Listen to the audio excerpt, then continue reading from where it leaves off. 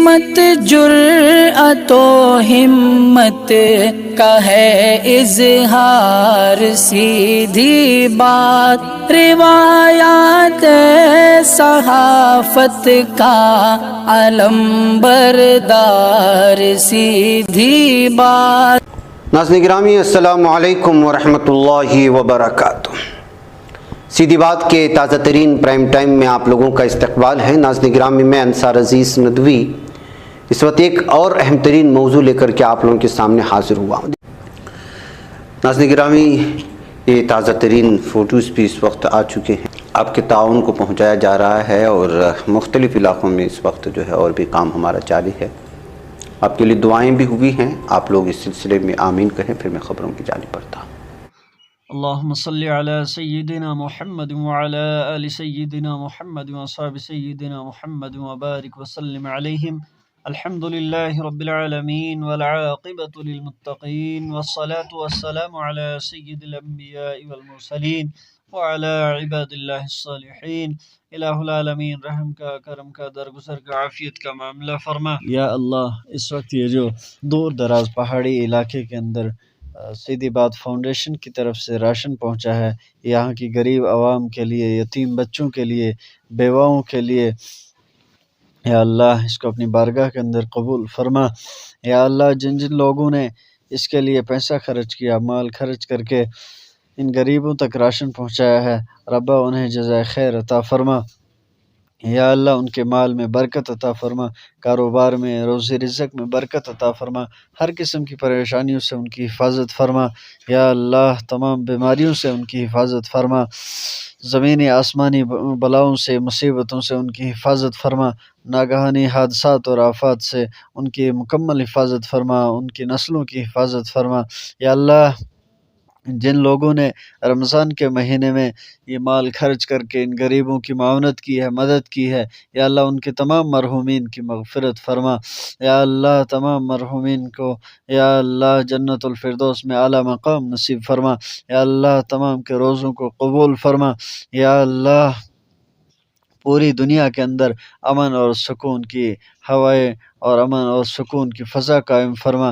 पूरी दुनिया के अंदर रहने वाले इंसानों की परेशानियों को दूर फरमा, पूरी दुनिया के बसने वाले इंसानों की हिफाजत फरमा। या अल्लाह, रहम व करम का मामला फरमा। या अल्लाह, हर किस्म के अज़ाब से और मुसीबत से पूरी इंसानियत की हिफाजत फरमा। या अल्लाह, ख़ुसूसन हमारे मुल्क की हिफाजत फरमा, हमारी रियासत की हिफाजत फरमा, यहाँ रहने वाले तमाम इंसानों की हिफाजत फरमा।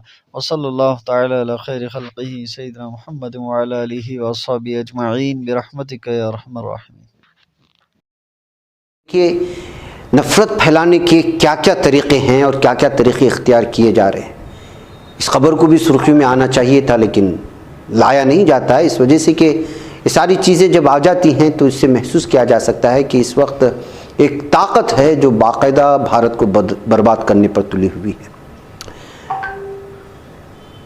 चेन्नई शताब्दी एक्सप्रेस में एक प्रोपेगेंडा अखबार बांटे जाने से तनाज़ा पैदा हो गया, जिस पर सियासी रद्द-ए-अमल के बाद IRCTC इस मामले की जांच करने को मजबूर हुआ। प्रोपेगेंडा क्या है? Indian railway catering and tourism corporation, जिसको IRCTC, इसने कबूल किया है कि अंग्रेज़ी अखबार द आर्यावर्त एक्सप्रेस उनकी मंजूर शुदा फहरिस्त में शामिल अखबार नहीं है। वाज़ेह हो कि इस मामले को गोपेका बाशी नामी एक मुसाफिर ने ट्विटर पर उठाया। वो जेंडर जस्टिस की वकील है। उन्होंने जुमा को माइक्रोब्लॉगिंग साइट पर लिखा, आज सुबह में बेंगलुरु चेन्नई शताब्दी एक्सप्रेस में सवार हुई, जिसमें हर दूसरी सीट पर इस खौफनाक प्रमोशनल और प्रोपेगेंडा अखबार ने हमारा इस्तकबाल किया। इसके बारे में सुना भी नहीं था। IRCTC के जिम्मेदारान इसकी इजाज़त कैसे दे रहे हैं? कांग्रेस MP मनिकम टैगोर ने भी सवाल किया कि इस तरह के अखबार को ट्रेन में तकसीम करने की इजाज़त कैसे दी गई। उन्होंने ट्वीट किया, क्या वज़ीर रेलवे इसकी तहक़ीक़ात का हुक्म देंगे? क्या शताब्दी एक्सप्रेस में तशहीरी मवाद तकसीम की इजाज़त देना वज़ारत रेलवे की सोची समझी पॉलिसी है? मैं इस मामले को लोकसभा में उठाऊंगा। हिंदुस्तान नफ़रत के ख़िलाफ़ है। कांग्रेस के एक और रुकन पार्लियामेंट कार्ति चिदम्बरम ने भी सवाल किया कि ऐसे अखबार को IRCTC की सब्सक्राइब इशाअतों की फहरिस्त में कैसी जगह मिली। बेंगलुरु से निकलने वाले इस अखबार को, जिसको आप हमारी स्क्रीन पर देख रहे हैं, जिसको उन्होंने शेयर किया था, आर्यावर्त एक्सप्रेस में genocide of Hindus, Sikhs, Buddhist under Islamic rule needs to be recognised और UN should label Aurangzeb is perpetuator of holocaust like Hitler जैसे मजामीन दूसरे मजामीन के साथ पहले सफ़े पर थे, जिसका तर्जुमा इस तरह होगा कि इस्लामी हुकूमत के तहत हिंदुओं, सिखों, बुद्धों की नस्लकुशी को तस्लीम करने की ज़रूरत है और अक़वाम मुत्तहिदा को चाहिए कि औरंगज़ेब को हिटलर की तरह नस्लकुशी के मुजरिम के तौर पर पहचान देनी चाहिए। ज़राए ने बताया कि IRCTC ने अंग्रेज़ी अखबार दक्कन हेराल्ड और एक और मकामी अखबार को इस इलाके में ट्रेन में तकसीम करने की मंजूरी दी है। ये अखबारात IRCTC लाइसेंस होल्डर्स के ज़रिए तकसीम किए जाते हैं। IRCTC के तर्जुमान आनंद झा ने कहा, हमने इसकी जांच का हुक्म दिया है, जिम्मेदार लोगों के खिलाफ कार्रवाई की जाएगी। यह अखबार IRCTC के मंजूरशुदा इशातों में शामिल नहीं। Divisional railway manager DRM Chennai ने कहा कि इस मामले की जांच DRM बेंगलुरु कर रहे हैं। उन्होंने ट्वीट में कहा कि ताज़ा जानकारी यह है कि DRM बेंगलुरु इस मामले की तहकीकात कर रहे हैं कि ट्रेन में अखबार कैसे तकसीम किया गया। हम सबको मुतला करना चाहते हैं कि ट्रेन बेंगलुरु डिवीज़न से ताल्लुक़ रखती है और ये वाक़या वहीं पेश आया। हमें यकीन है कि वो मुनासिब कार्रवाई करेंगे। बाद में एक ट्वीट में IRCTC ने कहा कि सवालों के घेरे में आए अखबार को रेगुलर मंजूरशुदा अखबारात के अंदर डाला हुआ पाया गया है। इसने कहा, अखबार फरोख्त करने वाले को सख्ती से हिदायत दी गई है कि मुस्तकबिल में ऐसा काम करने से गुरेज करें। ट्रेन में निगरानी अमला उसकी कड़ी निगरानी करेंगे। वहीं बाशी ने IRCTC के ट्वीट का जवाब देते हुए इसके दावे पर कहा, यह मंजूरशुदा अखबार के अंदर डाला हुआ नहीं था। जब मैं ट्रेन में सवार हुई तो मेरी सीट पर पड़ा हुआ था, अगली सीट पर दक्कन हेराल्ड की कॉपी थी। इसके बाद IRCTC ने अपना ट्वीट डिलीट कर दिया। ट्रेन में अखबार डिस्ट्रीब्यूशन के लाइसेंस होल्डर PK शेफी ने भी इंडियन एक्सप्रेस से दोहराया कि अखबार को रेगुलर मंजूरशुदा अखबार के अंदर डाला गया था। शेफी ने कहा कि हमारे लड़के जो अखबार बांटते हैं वो नहीं समझ पाए कि अखबार के अंदर एक और अखबार भी है। किसी भी मामले में इन अखबार के मवाद को नहीं पढ़ते जो वो तकसीम करते हैं। मैंने हिदायत दी है कि अब से अखबार के साथ कोई ज़मीमा या पम्फलेट तकसीम ना करे और सिर्फ मरकज़ी अखबार ही तकसीम करे।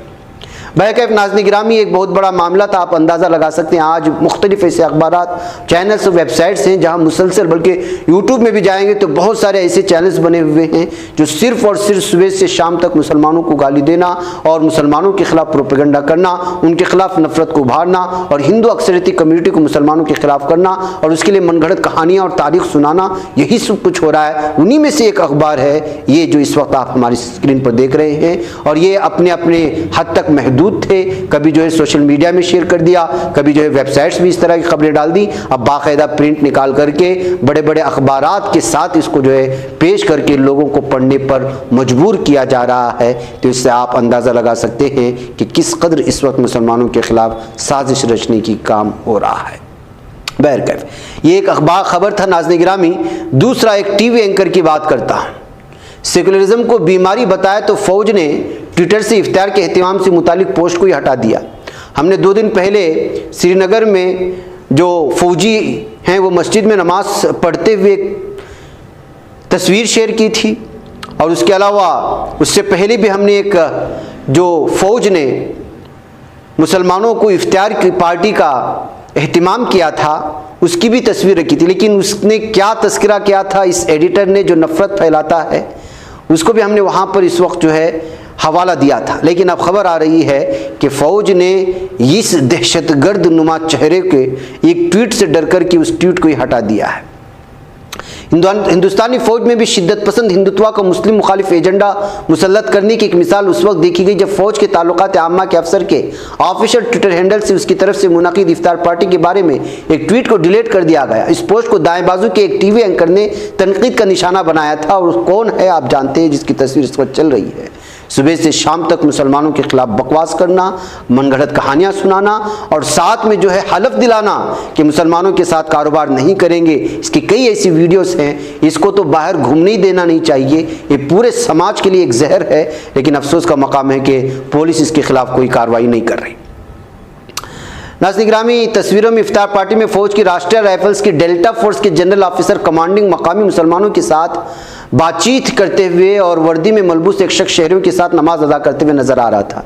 इसके साथ अंग्रेजी ज़बान में लिखा गया सेकुलरिज्म की रिवायत को जिंदा रखते हुए हिंदुस्तानी फ़ौज की जानिब से डोडा ज़िले के अरनोडा में इफ्तार का एहतिमाम किया गया था।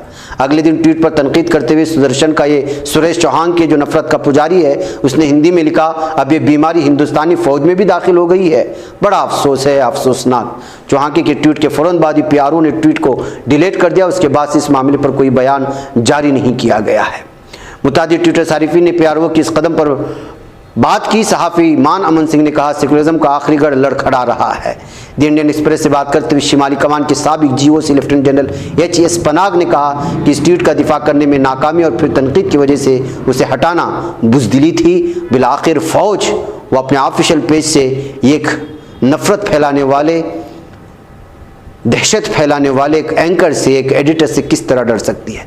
बल्कि इसी बात को लेकर के इस वक्त जो है फ़ौज के उस रवैये को लेकर के भी और इस मनहूस चेहरे को लेकर के भी तनकीदें सामने आने लगी है।